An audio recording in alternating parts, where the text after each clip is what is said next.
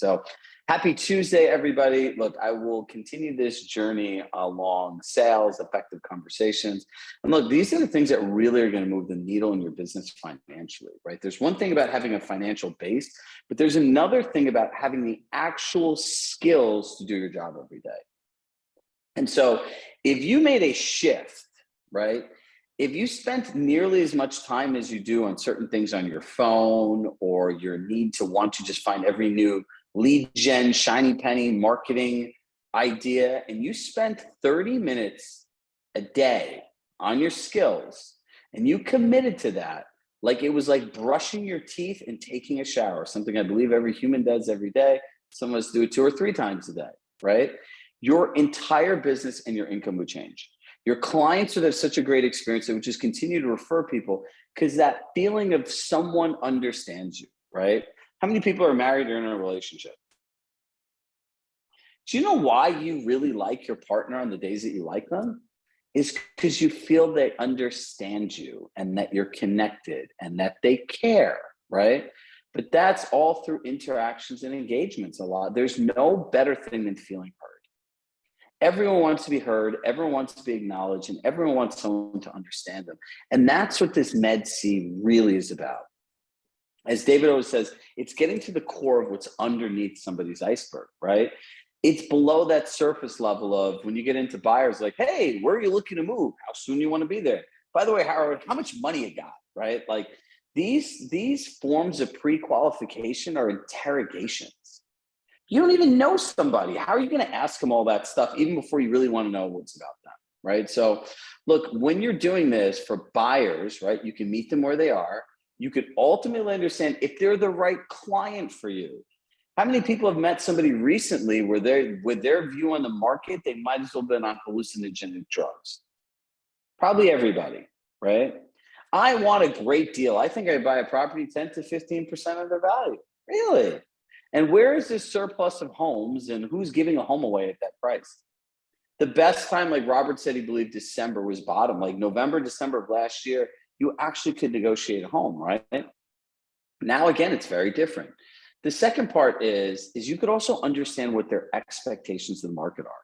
One of the things that I want to do today is start this today, and we'll continue this Monday, is understanding how to take the Med C and take different parts of it and apply it to the sales process, right? So look, in the end, if you understand that, like, this was all born out of this whole concept of the communication economy, right?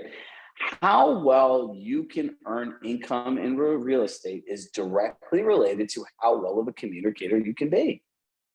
And it's not talking, right? Objection handling is about acknowledging and asking questions. Being a great salesperson is about asking questions, acknowledging, and guiding the conversation. See, if you want to truly influence somebody, you need them to get to say what you want them to say in their words and it to be their own idea. But if you can't meet them where they are, this will never happen. So let's go through the 4 drivers of human behavior again. In terms of buyers, motivation. You know, what motivated you to make a move right now? Some people like to throw in, like, and make it a little joke, right? Moving is probably one of the most annoying, frustrating things you could do. What makes this the right time to make a move? Sounds a lot better to like, hey, so how soon do you want to get to your dream home, right? Like, remember, it has to be conversational, right? The second part is, what are you most excited about? Hey, this is what made it the right time to make a move, and this is where you want to go. What are you most excited about happening when you get there? Remember, it brings them to the pleasure cortex of their brain. Now, everything you're saying, you'll listen to a little more innately, right? Just like yesterday when I said, like, which ones do you want out of this? You guys were, oh, wow, I could have this, now I'll do this, right? It's if then. The second one is expectations. Now, the expectations and disappointments work really well with buyers. So expectations, right? What are your expectations of an agent you partner with in the purchase of your home? You're going to hear things like, I want an agent to really look at properties. I don't want to feel like I'm doing an agent's job. I want a great communicator. My expectations are an agent who can find me a great deal. Like, you could make somebody sell their house for less. Some of this stuff is like, it's crazy what people say. Now, I'm going to go on a slight detour on expectations. So Has anyone ever worked with somebody where they spent a lot of time and ultimately they just bought a house with another agent randomly on some day? Do you know why that happened? Because either they're selling you or you're selling them. Remember, rule number one, establish authority and control. When you go along with people's stupid ideas or bad ideas or unrealistic views in the market, you're essentially lying to them. That's the way I feel about it, right? And now you made a person believe that something that's not possible is possible. And then when another person is a more effective communicator and says it in a way that makes sense to the other person or gets them to that point, like, oh, this makes sense. And then all of a sudden you became the enemy and they'll just buy with somebody else. Oh, okay, I'll pay that much money. But it's understanding how to walk people through this process, right? It has to do with behavioral psychology. It has to do with asking the right questions and everything else. So when you take an overpriced listing, you essentially told somebody that they could get that much money for their home, and they start thinking about what they're going to do with the money, just like we all do as agents with our commission checks, right? So in a world where people know you work on commission, who's going to drive people around at $4 a gallon gas and spend all this time and energy and minimal resources, right? Because gas is not like marketing a home on a person that what they want is not even realistic. It doesn't happen. You're wasting your time. You're wasting their time. If people send you referrals, I hear that all the time. Well, I got this from a compass broker. I really want to build a relationship. They're sending you the relationship because they feel like you can close the deal and they can make money. So if you get a bad referral, what do? Reach out to the agent. I would say, let's see, who's going to be my buddy today? Hey, Brady, you'd sent me this referral. It's a really important client. I'm in an interesting situation. I really respect you and the type of agent you are. Can I kind of run this scenario by you and let you know what you ask? Tell me what you would do. Right? Again, that's making it about Bradley. Let him say to fire the client, right? Instead of my client's really annoying and he's unrealistic. Like someone literally asked me about this the other day. It kind of prompted my thinking. Maintain your professional integrity in all situations. It's better to say no to a bad client than to say yes and hope for something different. Because essentially, whatever you think, whatever they said that they want and that you agreed to, everything you're doing is going in the opposite direction of the experience they wanted because you have a different outcome. Make sense, Howard? Right? So everyone has expectations. So buyers have expectations of the market, they have expectations of an agent, they have expectations about negotiation. We'll go through different ways that you can use these things. Disappointments. Who here has had somebody in an open house? I always say that like partnering with agents is a lot like dating, right? Are we monogamous? Are we in an open relationship? Do you have past trauma that's going to affect this relationship, right? Like you get a buyer in an open house, you walk around, you have a great conversation, then you go to ask them out for a date. And they're just like, no, I've had such horrible experiences. Well, you've had bad experiences dating. It's not a real reason not to be in another relationship again, right? You have to understand what that is. So I'm walking around an open house. I have a great conversation, and now I'm going in for the close, right? Hey, do you guys want to work together? Do you guys want to go on a date? I see probably. You know what? And they turn around, and Michelle, tell me how many times you've heard this in open house. I've worked with several agents. They're all the same. I want to do this on my own. Sound familiar? And you're going to say, completely understand. So if you're open to it, would you mind sharing with me the past disappointments you had with other agents? Right there, just like that. I can't snap, so I clap now. And so in essence, what are you doing? That changes the entire conversation, the entire tone, and there's emotional empathy there.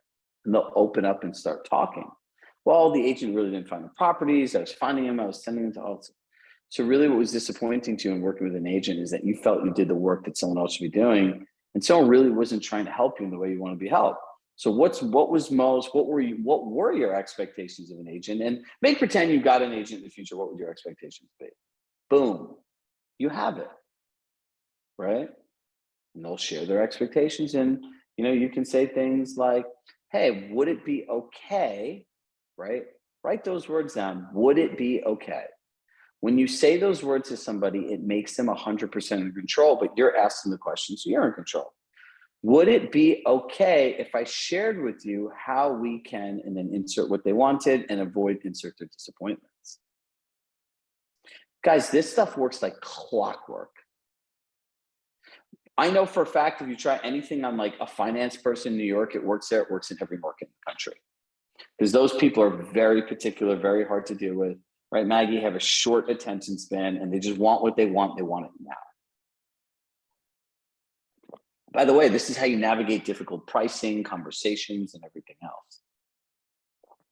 And you can use this with your partners at home, right? They're talking about something really bad, like that was really disappointing. Can you share with me more what was disappointing about that experience?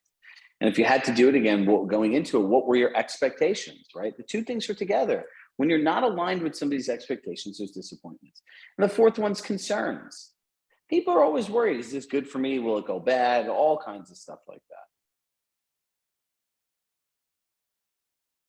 All right, guys, we are cranking today. Everyone good? You guys like this stuff, right? I don't know about that. That wasn't very convincing. I sit in rooms full of realtors all the time. Some people are like, yeah, and other people are like, so come on, guys, wake up. It's like 12:30, 9:30. We have people in California at 6:30 a.m. on the morning calls. Like, this has to be excitement. And if you feel uncomfortable right now, unsure that this isn't me, this is exactly what you need to do it. 100%. Remember, mindset coaching is the ability to think through something differently than you presently do today. So let's go through the 4 principles that we have of communication. Meet them where we are. How do we do that? Ed C. Ask great questions. We give you a script. Be a great active listener. Listen to listen versus listening to respond. If you're listening to respond, the only person you're thinking about is yourself. If you listen to listen, the only person you're thinking about is the other person. And it shows in your communication. And then have effective conversations, right? Like, that is the most important thing. So let's go through our script. And if you notice, it's a continuation of our buyer who sold their home, or seller who sold their home in New York. Well, with buyers, it's a little bit different in terms of timing, right? Sellers is very black and white. It's not like these leads are just coming from anywhere. So like, you might have to do it on the initial call right when you get them on the phone. You might be able to have time prior to doing it to a buyer consultation, or you might have to do it when you meet them, right? This is why it's really important to understand your value proposition of why what you do, what it is you do, and how you do it, and be able to communicate it, right? So, Mr. and Mrs. Buyer, I have a few important questions to ask you so we can focus on having the conversation you want to have when we're together based on what's most important to you. Is now a good time? Of course, now is a great time. I would really like that. What would you like to know, Chirag? What is your motivation for making a move at this time? Oh, I'm glad you asked. We just sold our home in New York with a great Compass agent, and we would like to move to Florida to really save on taxes. Got it. So you're moving to save on Florida to save on taxes. What are you most excited about happening as a result of the move? We got a great price for our home from your colleague at Compass, and between those funds and being able to save in taxes, we'd like to travel more during our retirement. We didn't get to travel as much because we've worked a lot. So this is something we're really excited about. Buyer, agent, sorry. So this move will help you save taxes and create an opportunity for travel more since you previously worked a lot, correct? Yes. So what are your expectations of an agent you partner with for the purchase of your home? You know, the market there is very competitive. We'd like to find an agent who can get us a good deal and be able to work quickly. We have 90 days till we have to be out of our other home. Communication is very important as well, since we have a short time frame and we would like to know what's going on. If not, both of us will be worried all the time. Notice what we do here. What I hear is most important to you is an agent who can help you win a home in a competitive market. Do you see how I changed that whole script? Win a home in a competitive market versus find you a great deal. Yeah, of course I can find you a great deal. No, you can't, because sometimes the deal is just getting the deal.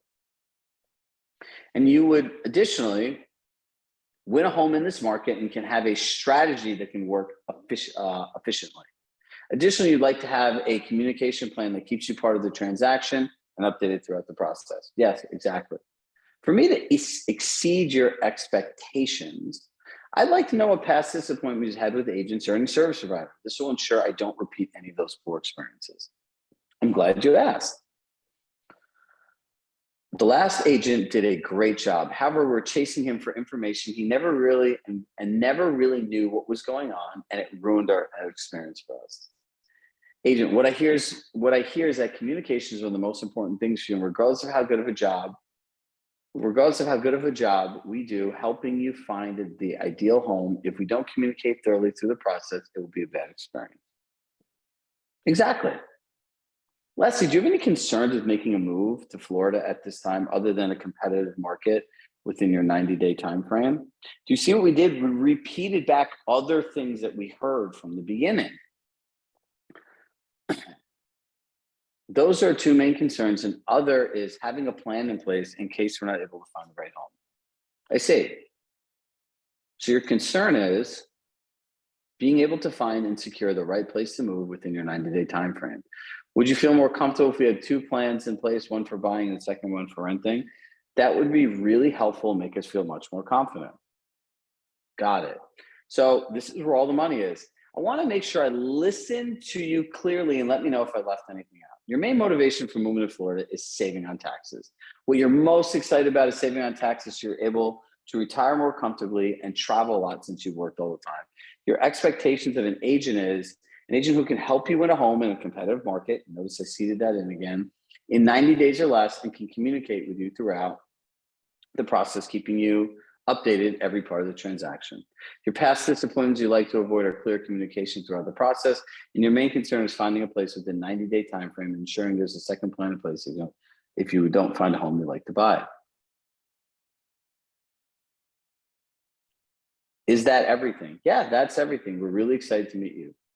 That is great. I'll see you at Tuesday at 5 p.m. I'll send the calendar invite to confirm. Remember, the goal of this conversation is not to engage in the conversation, is to be able to be prepared for the conversation. Who thinks this will work well with buyers? Let's open up the chat. I should get over 100 yeses right now.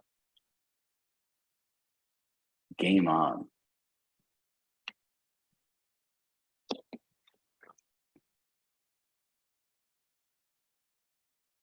This is a very clear process, right? So remember, there are, and if you don't agree, you can hit no too. We're always open to hearing both sides of the fence. Look, there are three things every buyer cares about, right? Finding the right home, inventory is limited.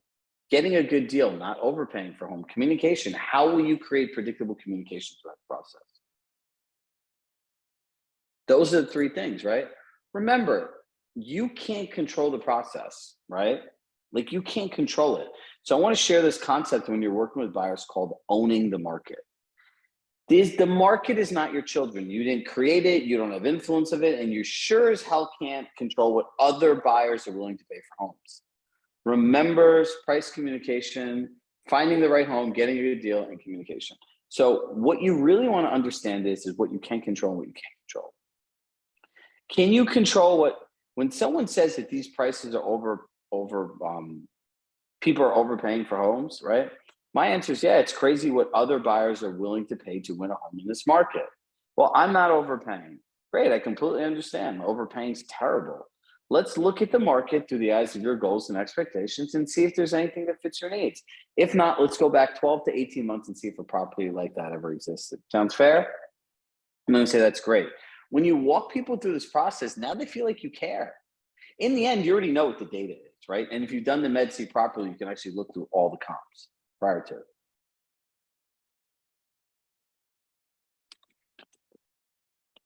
Sorry, I've been on back-to-back calls all morning. Like my voice is, it needs some water. All right, cool. Advanced uses of the Med-C. And this is like kind of like a tease to Monday. Look, the expectations questions can truly help you understand what a buyer's thinking and where they are. So a buyer says, I don't want to overpay for a home. So what are your expectations of the market at this time? I don't know. I'm not going to just work with any agent. I'm still thinking about it. Great. So what are your expectations of the ideal agent you work with? People will tell you if you ask, right? And the same thing with disappointments. Same thing. So when you're doing this, start understanding the concept and you can start moving faster, right? So let's go through the 7 keys of effective conversation. Number 1, it's always their choice. It doesn't matter what they do. You have nothing to do with that, right? And the thing I really want to drill home to people today is these people went on a website, called you up, got your name from somebody. They're the ones that wanted to move. You don't have to convince them to move. Number two, the person asking the questions controls the conversation. Remember, let's look at the market through the eyes of your goals and expectations. You're controlling it. Hey, let's see if anything like that available. Do you see any of the homes you want at the discounted price you're looking for? No, let them say it. Instead of like, hey, if you look back at the comps for 18 months, I looked at it. Look, this home sold for 5% above, this one sold for 5% above, this one for 10. There's no properties at 10% above, under. So we're not going to be able to get that deal. But right now, like that's what people sound like. Versus, great, like you know exactly what you're looking for. Let's look at these 10 homes. Take a look and tell me if any of these things of what other buyers are willing to pay for homes are in alignment with what you want to pay for a home. Then you keep going and say, hey, if you were a seller and you had access to this data, how much did you want to discount? 10%? Would you sell your home 10% if you knew what other buyers were willing to pay at this time, or would you wait to get the right buyer?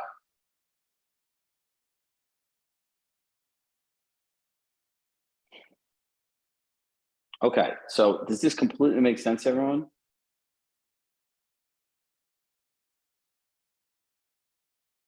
Got it. So the next one is everything always has to be in the benefit of the client. Always be in agreement with the client.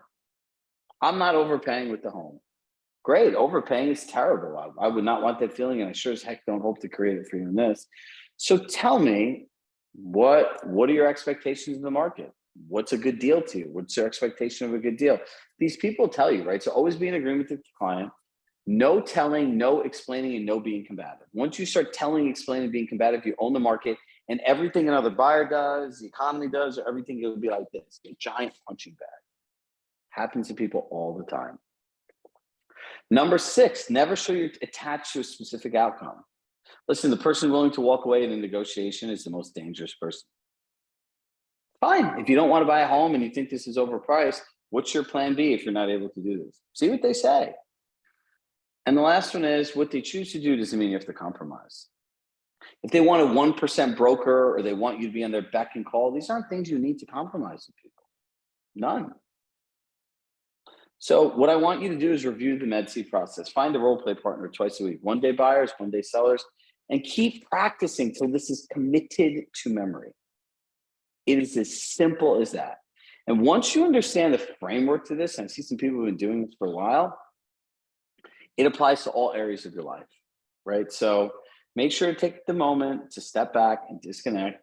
And Trisha, who's on her team, used to work at Compass, is a ninja with Compass tools paired it with all of our coaching. We're working on building you guys the first true end-to-end platform on how to do a sale, which encompasses all of our MedC, the value proposition, Compass Tech. Think about it just like this. You'll have an entire checklist that you go through for every transaction. So that's like being at the Four Seasons. And so that's one of the things that we're working on. So Trisha's going to share how, if you want to be part of a beta group, give us some feedback. It's really your chance to get us to make anything you want that makes sense into the context of it. So I'm going to drop off. Again, with love in my heart, I love you all. Please attend your favorite expert mentor sessions and listen to what she has to say and sign up, right? If you're interested in really making a meaningful contribution to others and want to see this get easier for you, sign up. All right, bye, everybody. I shall see you soon. Thank you, Chirag. Thank you so much. That's awesome. Hi, everybody. We had a tremendous response yesterday, and so I just want to get it up here. Oh, of course, it's not behaving as I want it to. Let me move some things around. Let me just move these things. Okay, super duper. Can you all see that? We had great response yesterday, and I just wanted to give other people an opportunity today. As Chirag said, we are building a new program that is going to be based around the Compass tools. And for all of you know how amazing the platform is, but how huge and how overwhelming it can be. So what we're doing is we're taking it down into bite sizes, the whole lot, every single tool. We're just taking down to bite sizes, what you need, when you need it at each stage. Right now, we're concentrating on the seller side. So we've put together some user guides that are, I would call them bite-size user guides. So instead of saying something like the full business tracker, we've got like a user guide that has creating a folder, adding the client, adding your commission, you know, all these little small pieces. So if you are interested in having a look at these and giving your feedback, letting us know if they work or don't work, or what you would like to see in them, just scan this QR code. It's going to ask you what tools you're interested in and how many user guides you would look at in a week, and just your email. And we'll then reach out probably next week and just give you a couple of user guides to have a look at. Like I said, none of these are overwhelming. None of them are huge.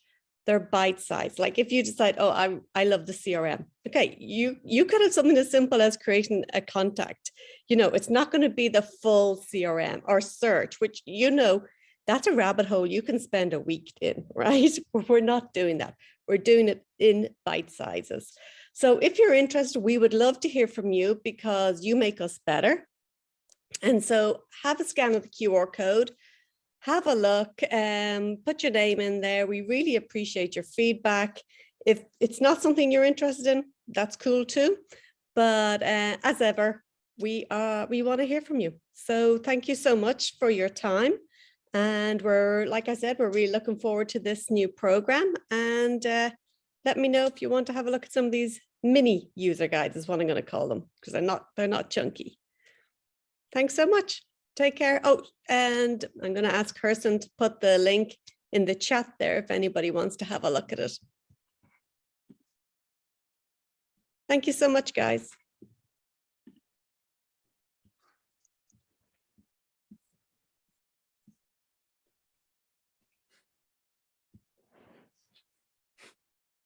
If you've got a question, you can ask me. I'm cool. I'm hanging.